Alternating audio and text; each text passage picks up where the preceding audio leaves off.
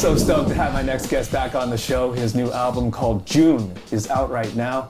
Dwayne. Yes, how you doing, brother? I'm good. How are you?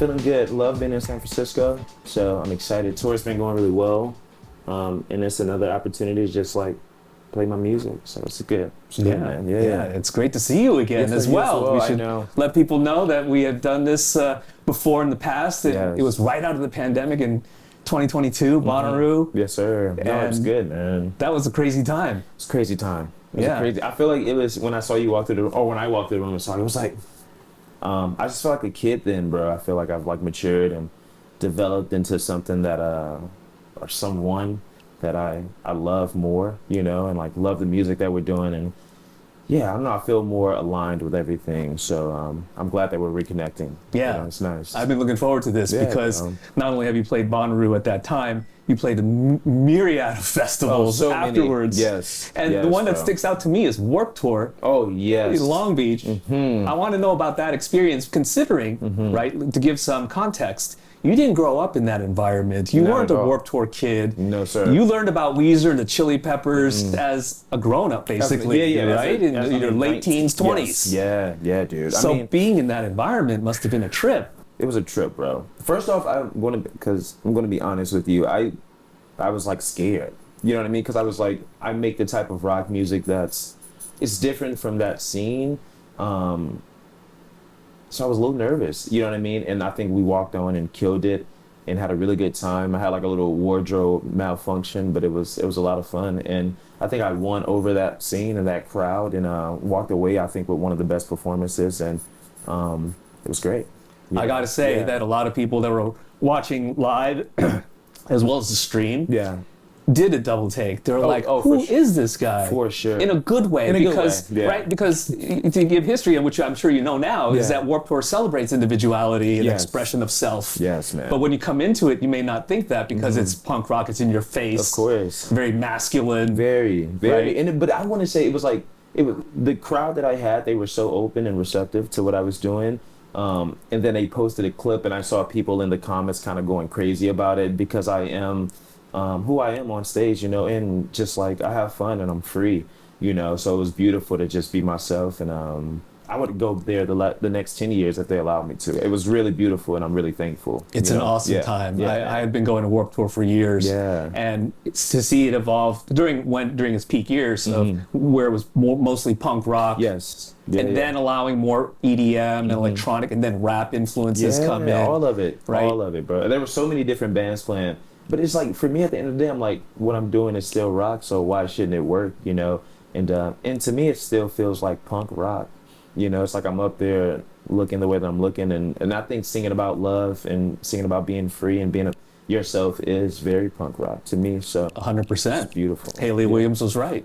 Come on, yo, she's a queen. First off, yeah, I love that lady. Right? I love that lady. When she played when we were young Yeah. with Paramore, I think for the first time, she was celebrating the fact that look at us after all these years. We were the outcast. People looked down at us as this secondary, tertiary type of outfit. And what's it like to be the girl in the band and things like that. Right. And now for her to be celebrated for her individuality, Oh, yeah. stepping up for the LGBTQ plus community. No, she's a queen, man. And that's somebody that I actually grew up with because, like you said earlier, rock music came into my life, you know, right before I turned 20. And she was someone that, not for some reason, I think Paramore just spoke to black people. I don't know, it was something about her soul, her energy.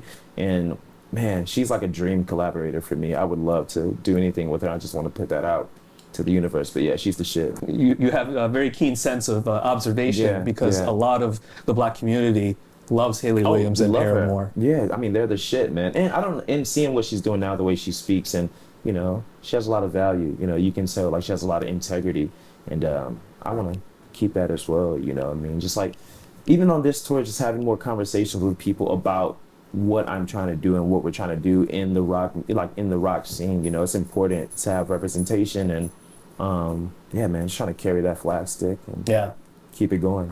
I've loved your music ever since the beginning. Thank you, brother. Obviously, because Thank I you.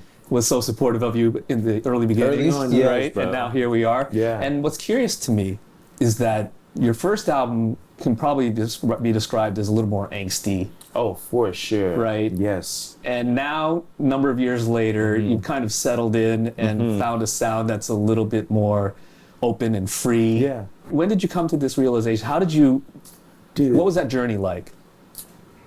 it was a long one, to be honest, man. And I had to really do a lot of soul searching, I feel like, because I wanted to start to make music that could live on. Because I listened to the first 2 albums now, and I don't like wince, but I'm like, like you can just tell I was still a kid trying to figure myself out. Not that I think forever we're trying to, but my musical inspirations were different. You know, I think I had a friend tell me to like listen to Earth, Wind and Fire, Lenny Kravitz, Prince, and I had already grew up on that stuff, but I wasn't like, it wasn't in my bones. Like Bowie and Iggy Pop and like Lou Reed were more in my bones, and I just studied for like 2 years, and I wanted to work with a whole new group of people.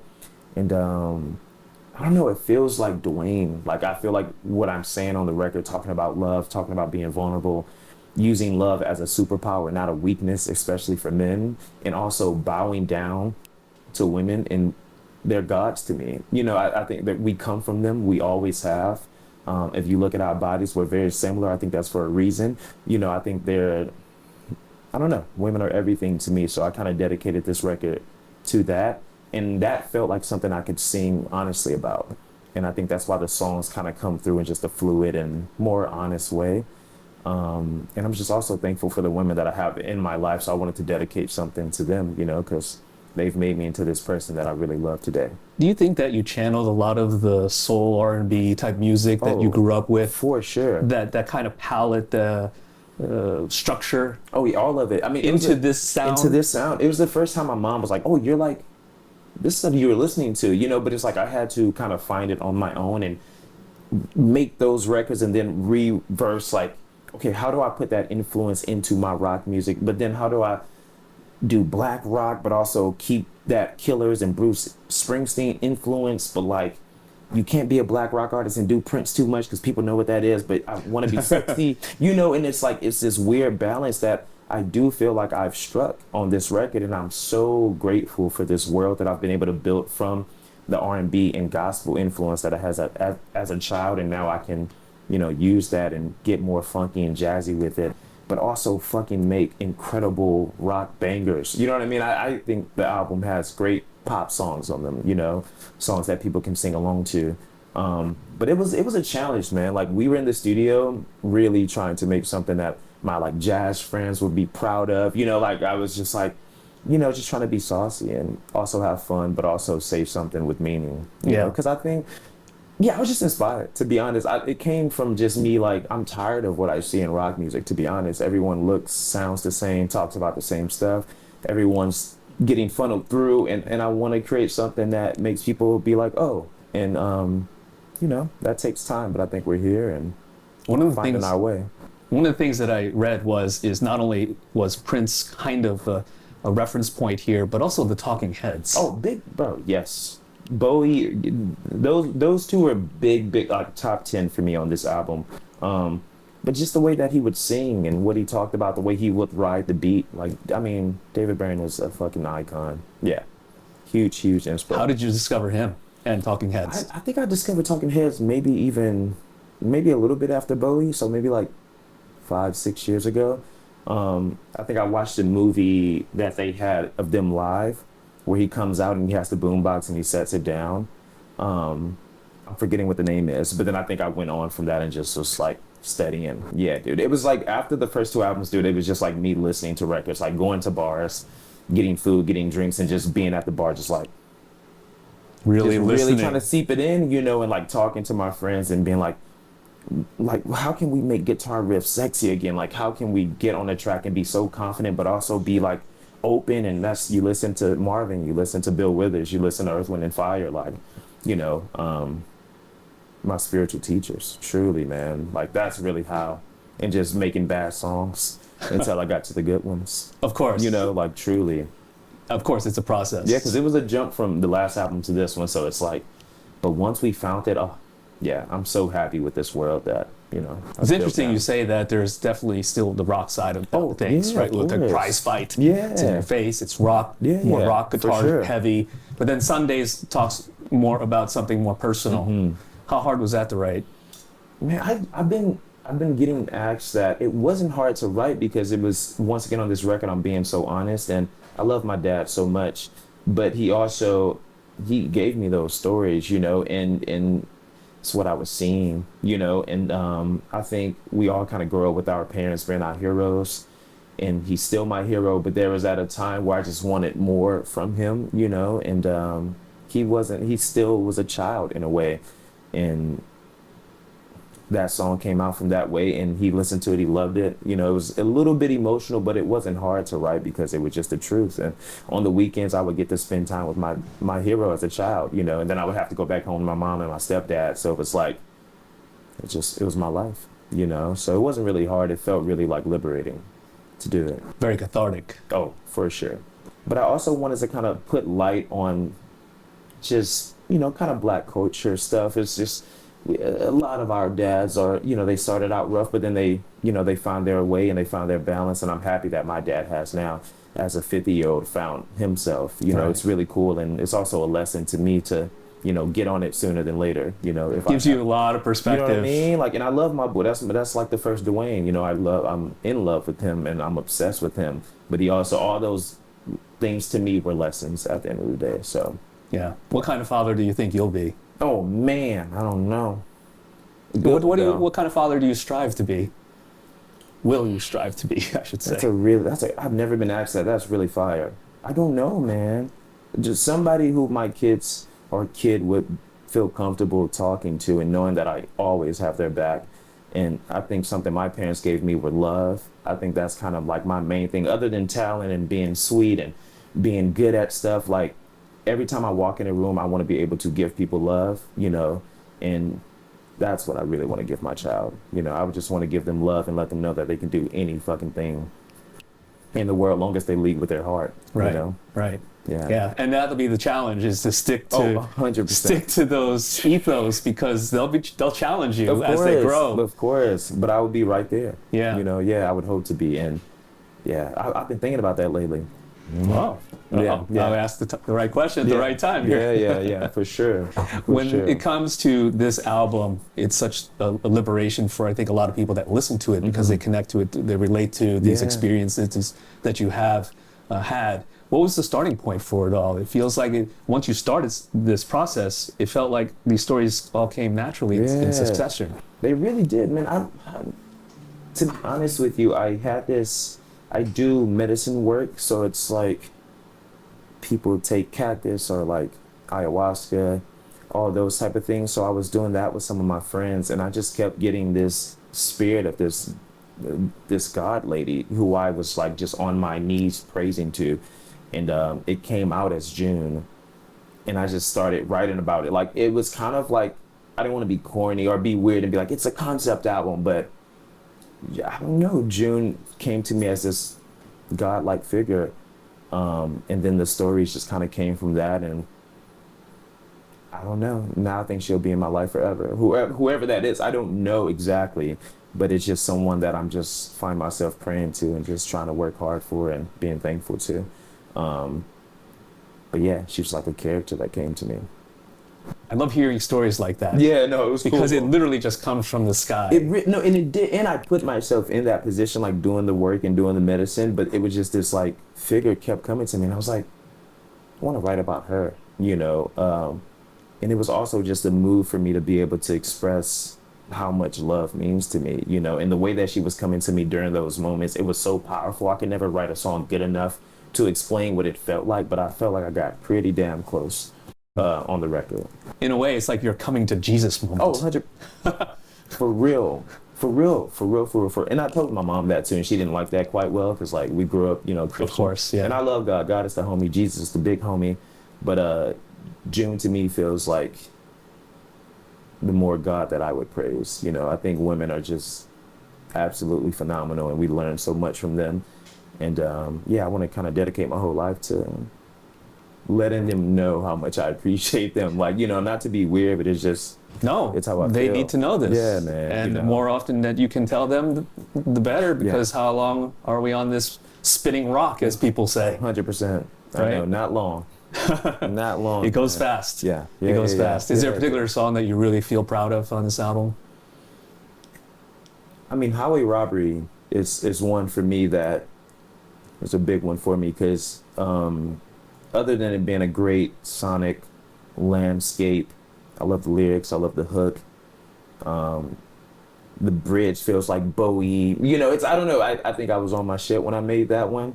And also Lenny Kravitz was such a huge inspo for me on this record. And that was the song we put out and he found it and, you know, we started to have a dialogue and build a relationship. And that just made me like know that I'm doing the right thing. And for another icon, rock star, black rock star, someone that's had a long career, a place that I'm trying to get to, for him to be like, I see you and I've been waiting for something like this. It let me know that I was doing the right thing. And yeah, and I felt that it was special when we made it. I knew that it was fucking good. But to get his like, be like, what is this? I'm like, I was thinking about you when I made it. You know, like that made me feel really nice. You know, it was cool. Wow. Did you get to hang out with him much? Talk with him much? Oh yeah, we got some stuff on the way. Yeah, I went and hung out with him in the Bahamas and got to learn a lot. Did he pick you up in his little taxi boat? Oh, I hear that he is the one that shepherds people. I didn't get the boat, but I got the Jeep taxi that he rode Flyaway in. So that's what we were riding in the whole time I was there. And, wow.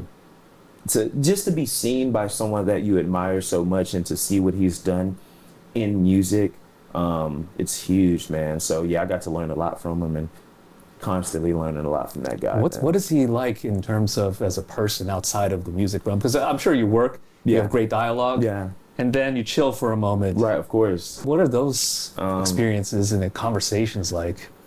Because he's just a fascinating human. Completely. I mean, you like, people say you don't want to meet your heroes. I would say Lenny breaks all of those, you know, kind of things, how people say that. I would disagree because I got to meet him and sit down with him for days on time, and spirituality was locked in. His musical, of course, but just the way that he talks and how he worked hard. And I saw the work that he was putting in on those 7 days we were together, as far as like working out, what to eat, how to speak to people, like the people that he would introduce me to on his team, just how he would introduce me to them and like say their names and make sure, look me in my eyes and be like, this is their name. Like even him as a multi-platinum, whatever, like the way that he talks to everyone around him was a big sign for me. Cause sometimes I think that I'm too nice. I'm like, just be a rock star and fuck everybody. But it's like seeing my hero be such a beautiful person was just inspiring, man. So I would say meet your heroes if you can. I'm very lucky to say that, but it's like, yeah, he proved all that shit wrong. It was amazing, and yeah. I am so happy to hear that. Yeah. And please don't ever change. Oh no, I don't want to. I don't want to. No, I can't. Even if I try. I so much enjoy talking to you, and I don't want you to ever say that guy again. No, never. Also, but it's just like, you know, LA is a funny place, and I'm like, I can't even if I wanted to, man. I'm just thankful to be able to get the opportunity, you know, even to be on this tour and all this stuff we have coming up. I'm really excited because I've been working so hard, and I don't think all of this stuff would be happening if I was an asshole. Right. You know, truly. Like, yeah. I think people actually like hanging out with me and like talking and like, you know, having me on their tours. I think if I was a dickhead, it wouldn't be that way. No, not at all. And my mom would slap the hell out of me, so. And that's the biggest one right there. And I think about that. So, yeah. And your fans would be like, oh man, I liked him for his music, and of course, and they'd be like, of course, but no, we're gonna hold it down. We're gonna be good. Yeah. Man, I'm so thankful that you said yes to this. No, of course, thank you for being here, bro. And like, I feel better about this. I feel like last time I saw you, I was just so like, it was it was crazy. Yeah, we were in the festival environment. It was like, come here. Yeah, it was a lot going on, but I'm just thankful, man. And it's like nice to put out something that I feel like people really dig and feel like we're pushing rock culture forward.